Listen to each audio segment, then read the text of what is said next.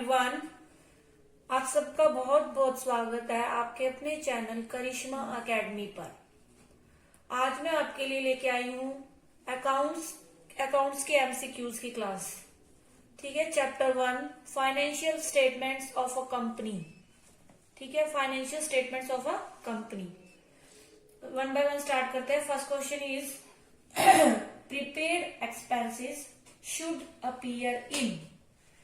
Prepaid expenses दिखाने चाहिए किसमें या किसमें दिखाते हैं, किसमें दिखाएंगे? एसेट्स में, लायबिलिटीज में, रिवेन्यू में, नन। प्रीपेड एक्सपेंसेस पहले होता क्या है? ठीक है, prepaid expenses are those expenses which paid in advance या which a business paid in advance, यानी कि जिसको क्या है एडवांस में ही पे कर दिया गया है। एग्जाम्पल मीन्स था तो नेक्स्ट ईयर का, लेकिन हमने क्या कर दिया इस ईयर में उसको पे कर दिया, तो वो क्या है हमारा प्रीपेड एक्सपेंस है। तो वो हमारी क्या होती है? एसेट्स होती है। एसेट्स क्यों होती है? क्योंकि नेक्स्ट ईयर में हमें उसको क्या नहीं करना पड़ेगा, पे नहीं करना पड़ेगा, क्योंकि वो हमने इसी साल कर दिए। ठीक है, तो प्रीपेड एक्सपेंसेस किस में शो करते हैं? एसेट्स में। और ये क्या होता है? Those expenses which has paid in advance कह लो, मीन्स नेक्स्ट ईयर का आपने किस में कर दिया? करंट ईयर में ही पे कर दिया। ठीक है, नेक्स्ट है हमारा second question, closing stock is recorded in the. Closing stock कहाँ किसमें शो करते हैं, कहाँ शो किया जाता है या कहाँ रिकॉर्ड करते हैं? Balance sheet, profit and loss account, trial balance या नन। जो क्लोजिंग स्टॉक है उसको कहाँ शो करते हैं? बैलेंस शीट में शो करते हैं। ये आपको पता होगा, +1 में भी पढ़ चुके हैं। ठीक है, क्लोजिंग स्टॉक बैलेंस शीट में शो करते हैं। थर्ड क्वेश्चन, क्लोजिंग स्टॉक होता क्या है? जो मतलब क्या होता है? That stock which has left at the end of the year, यानी ईयर के लास्ट में जो हमारे पास बचा हुआ है वो क्या है? हमारा क्लोजिंग स्टॉक है। ठीक है, third question, current liabilities don't include. वो पूछ रहा है कि इनमें से कौन सी मतलब आइटम जो है वो करंट लायबिलिटीज में इंक्लूड नहीं होगी। डोंट दिया हुआ है, ध्यान देना इस चीज को, जो नहीं होगी। देखो, prepaid insurance, bank overdraft, sundry creditor, none. अब देखो, बैंक ओवरड्राफ्ट तो हमारी लायबिलिटी है, करंट होती है ये। ठीक है, सन्ड्री क्रेडिटर भी हमारे करंट लायबिलिटी है, और नन तो हो ही नहीं सकता। तो क्या आएगा? Prepaid insurance. अभी मैंने आपको बताया प्रीपेड इंश्योरेंस चाहे वो कोई भी है, प्रीपेड है, यानी वो हमारा क्या है? एसेट है, वो लायबिलिटी नहीं है। ठीक है, तो ये हो ही नहीं सकता, तो ये क्या है? हमारी एसेट है, तो इसके अंदर इंक्लूड नहीं होगी। ठीक है, फोर्थ है हमारा any difference in trial balance transfer to. मतलब ट्रायल बैलेंस क्या होता है? एक स्टेटमेंट होती है विच जो क्या करती है? Which shows the arithmetic accuracy of the accounts. जो क्या करती है, मतलब आप ऐसे कह सकते हो उसकी प्रमाणिकता को, मतलब जो मैथमेटिकल कह दो, उसकी प्रमाणिकता को शो करती है कि मतलब हमारे जो अकाउंट्स है, जो हमारी बुक्स है, वो बिल्कुल सही है कि नहीं। ठीक है, ट्रायल बैलेंस क्या है? एक स्टेटमेंट है। तो जब भी इसका टोटल इक्वल आ जाता है ना, तो हम समझते हैं कि मतलब इक्वल आना चाहिए, इसका टोटल इक्वल आ जाता है, तो हम ये सोचते हैं कि हमारे अकाउंट बिल्कुल ठीक है, पर ऐसा होता नहीं है। टोटल तो वो हर तरह से मिल जाता है। ठीक है, तो वो पूछ रहा है कि अगर कोई डिफरेंस आ जाता है ट्रायल बैलेंस से, तो उसको हम किस में ट्रांसफर करते हैं, कहाँ डालते हैं हम? कैपिटल अकाउंट में, करंट अकाउंट में, सस्पेंस अकाउंट में या नन। जो ये ट्रायल बैलेंस का डिफरेंस है उसको हम कहाँ डालते हैं? सस्पेंस अकाउंट में डालते हैं। कहाँ डालते हैं? सस्पेंस अकाउंट में। नेक्स्ट क्वेश्चन है the balance sheet also called the. Balance sheet को और क्या कहते हैं हम? प्रॉफिट एंड लॉस अकाउंट, ये तो नहीं कहेंगे। नाम कैश फ्लो, ये भी नहीं कहेंगे। मैंने आपको बताया था बैलेंस शीट क्या शो करती है? फाइनेंशियल पोजीशन, तो इसको क्या बोलेंगे हम? Statement of financial position. और प्रॉफिट एंड लॉस अकाउंट को क्या बोलते हैं? Statement of financial performance. ठीक है, वो क्या करता है? प्रॉफिट एंड लॉस को शो करता है, यानी परफॉर्मेंस दिखाता है कि प्रॉफिट हो रहा है या लॉस, तो उसको हम क्या बोलते हैं? Statement of financial performance. और बैलेंस शीट को क्या बोलते हैं? Statement of financial position. ठीक है, नेक्स्ट है हमारा revenue from sale of goods is shown in the statement of profit and loss as. वो पूछ रहा है कि जो revenue from sale of good, यानी वस्तुओं को सेल करने से, यानी गुड्स को सेल करने से जो भी इनकम होती है, रिवेन्यू हो रही है, उसको हम कहाँ शो करते हैं? प्रॉफिट एंड लॉस अकाउंट में। Statement of profit and loss account में कहाँ शो करेंगे?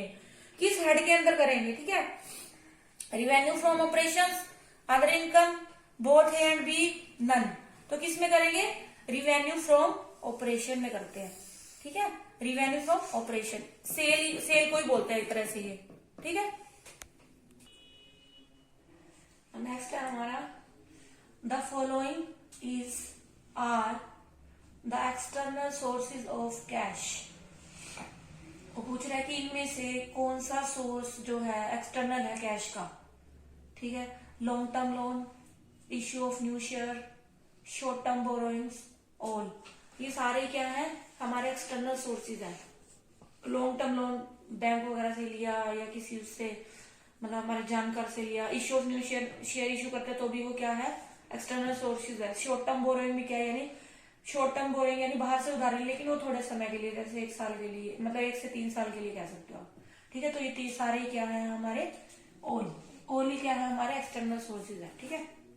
Next the statement which shows the assets and liabilities of a company is known as, the statement which shows the asset and liabilities, यानी वो statement जो क्या करती है, show करती है किसको, एसेट एंड लायबिलिटीज को एक कंपनी की, उसको क्या कहते हैं, वो किस नाम से जानी जाती है, क्या बोलते हैं उसको। एसेट और लायबिलिटी कौन शो करता है, बैलेंस शीट शो करता है, ठीक है। प्रॉफिट एंड लॉस अकाउंट क्या शो करता है, नेट प्रॉफिट और नेट लॉस शो करता है। ट्रायल बैलेंस क्या होता है, एक स्टेटमेंट होता है विच क्या करता है, which shows the arithmetical accuracy of the accounts, ठीक है। तो इसका आंसर क्या है, बैलेंस शीट। एसेट्स और लायबिलिटी कौन शो करता है, बैलेंस शीट। नेक्स्ट है हमारा 6% debenture appears in the companies balance sheet under the sub head, यानी उसने बोला है 6% डिवेंचर है, ठीक है, उसको हम कंपनी की बैलेंस शीट में कहां पर शो करेंगे, किस सब हेडिंग में शो करेंगे, किस सब हेडिंग में शो करेंगे, ठीक है। जो डिवेंचर होते हैं ना हमारे, वो क्या होते हैं हमारे लॉन्ग टर्म बोरोइंग होती है, ठीक है। डिवेंचर किस में आएंगे, हमारे लॉन्ग टर्म बोरोइंग्स में आएंगे, ठीक। नेक्स्ट है the term current assets does not cover, वो पूछ रहा है कि करंट एसेट में कौन सी आइटम इंक्लूड नहीं होगी, कौन सी, यानी करंट एसेट नहीं है हमारी।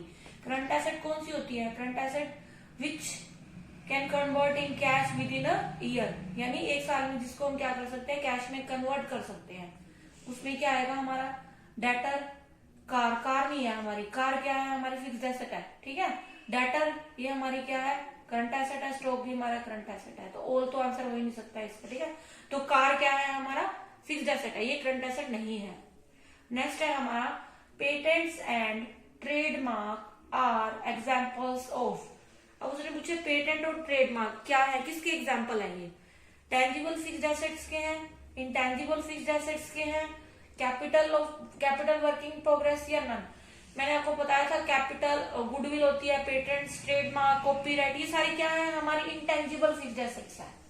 क्या है ये, इंटेंजिबल फिक्स्ड एसेट्स है, जिनको हम देख नहीं सकते, सॉरी टच, हाँ जिनको हम क्या नहीं कर सकते, देख नहीं सकते और छू नहीं सकते, ठीक है। पेटेंट्स एंड ट्रेडमार्क क्या है, ये हमारी इंटेंजिबल फिक्स्ड एसेट्स है, ठीक।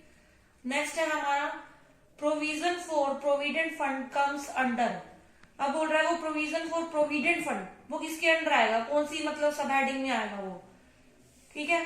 वो किस में आएगा हमारा, ट्रेड पेबल में, लॉन्ग ट्रेड पेबल तो हमारी करंट लायबिलिटी होती है, ठीक है। लॉन्ग टर्म प्रोविजन में करंट लायबिलिटीज ऑल, इन दोनों में आएगा नहीं, तो किसमें आएगा, इसमें नहीं आएगा क्योंकि ये करंट है और ये करंट लायबिलिटी ही दी हुई है, और में आ नहीं सकता, तो क्या रहेगा हमारे पास, लॉन्ग टर्म प्रोविजन। जो हमारा प्रोविजन फॉर प्रोविडेंट फंड है वो हमारा किसमें आएगा, लॉन्ग टर्म प्रोविजन में आएगा। 13th है gross profit is equal to, अब ग्रोस प्रॉफिट किसके इक्वल है, इस फॉर्मूले में से बताना है आपने, sale minus expenses, sale minus cost of good sold, sale plus income या नन। ग्रोस प्रॉफिट क्या होता है, sale minus cost of good sold, यानी जितनी हमारी सेल बिक्री करके जो, यानी बिक्री मूल्य में से क्या कर देंगे, लागत को घटा देंगे, वो क्या आ जाएगी हमारी ग्रोस प्रॉफिट आ जाएगा हमारा ग्रोस प्रॉफिट, ठीक है। सेल माइनस एक्सपेंसिस नहीं ले सकते क्योंकि इस एक्सपेंसिस में सिर्फ सिंपल वो आते हैं, कॉस्ट नहीं आती पूरी, ठीक है। तो अगर हम cost of goods sold less करेंगे तो हमारे पास क्या बच जाएगा, ग्रोस प्रॉफिट बच जाएगा, ठीक है। नेक्स्ट क्वेश्चन है हमारा फिक्स्ड एसेट्स आर, उसने पूछा फिक्स्ड एसेट कौन सी है इनमें से, land and building, plant and machinery, motor car, all, सारी ही क्या है ये हमारी फिक्स्ड एसेट्स है, ठीक है। फिक्स्ड एसेट्स ऑल, एसेट्स क्या होती है पता ही, which is not meet for sale, यानी जिसको हम क्या करते हैं सेल के नहीं लेते, या which is use for the long time. ठीक है, किसके लिए होती है, लॉन्ग टाइम के लिए लेते हैं हम यूज करने के लिए। ठीक है, क्या है ये सारी, क्या है हमारी, मतलब प्लांट एंड बिल्डिंग, इस पे हम बिजनेस लगाते हैं, प्लांट एंड मशीनरी इनको गुड्स मैन्युफैक्चर मतलब गुड्स को बनाने के लिए इसका यूज करते हैं। ठीक है, तो ओल ही क्या है हमारी फिक्स्ड एसेट्स है। Next question, balance sheet of a company is required to be prepared in the format given in. ये क्वेश्चन आ जाता है। ठीक है, balance sheet of a company मतलब क्या है, किस फॉर्मेट में बनाना हुआ है, of a company is required to be prepared in the format given in, sorry balance sheet का फॉर्मेट जो है वो कहाँ पे दिया हुआ है ये बताना है आपको। ठीक है, तो वो किस में दिया है, शेड्यूल 3 पार्ट 1 में, ये इंपॉर्टेंट क्वेश्चन आ जाता है।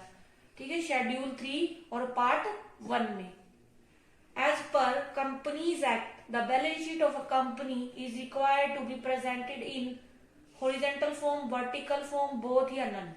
उसने पूछा है कि जो बैलेंस शीट है कंपनी की उसको किस उसमें फॉर्म में वो करना होता है, प्रेजेंट करना होता है। ठीक है, तो हॉरिजॉन्टल फॉर्म, वर्टिकल फॉर्म या दोनों में, तो ये किस में करना है, वर्टिकल फॉर्म में करना है। आपने देखा होगा ऊपर ऐसे मतलब ऐसे चलेगा, एसेट्स और लायबिलिटी, लेकिन जो हमने +1 में सीखी थी उसमें ऐसे था ना, ऐसे बनाते थे, यहाँ पे हमारी एसेट्स होती थी और यहाँ पे हमारी लायबिलिटीज होती थी। ठीक है, लेकिन इसमें कैसे बनाना है, वर्टिकल बनाना है। ठीक है, ऐसे एसेट भी इधर और लायबिलिटीज ऐसे, मतलब उसमें आना चाहिए लंबवत में। ठीक है, तो किसमें करना है, वर्टिकल फॉर्म में। नेक्स्ट है हमारा, which is the following is not required to be prepared under the companies act, which is not, हाँ उसमें ये पूछा है कि कंपनीज एक्ट के मतलब उसके अकॉर्डिंग कौन सा बनाना रिक्वायर मतलब नहीं है, कौन सा नहीं है जरूरी बनाना। यानी आप ऐसे कह सकते हो कंपनी के फाइनेंशियल जो या फाइनल अकाउंट है या फाइनेंशियल स्टेटमेंट है उसमें क्या चीज जरूरी नहीं है जिसको हम छोड़ सकते हैं। ठीक है, देखो बैलेंस शीट तो जरूरी है बनानी है, प्रॉफिट एंड लॉस अकाउंट भी जरूरी है यानी statement of profit and loss account, report ये भी बनानी जरूरी है, नोट्स होते हैं वो भी, फंड फ्लो स्टेटमेंट आप छोड़ सकते हो, इसकी कोई इतनी वो नहीं होती है। ठीक है, ठीक है, तो ये थी हमारी आज की क्लास। आई होप आपको अच्छे से समझ आई होगी। वीडियोस को आप पूरा देखिए, मैं श्योर हूँ इसमें से आप जितने भी मैंने एमसीक्यूज की क्लासेस दी आपको उसमें से जरूर 20 से मतलब आप ऐसे कह सकते हो 20 से अबव क्वेश्चन आएंगे। ठीक है, तो आप इसको जरूर अच्छे से करके जाना। 13 को आपका एग्जाम है अकाउंट्स का। ठीक है, तो देखते रहिए, पूरी वीडियो देखना, अच्छे से करना और उसको। ठीक है, और लाइक कीजिए, शेयर कीजिए वीडियोस को और सब्सक्राइब करना मत भूलिए। Thanks for watching.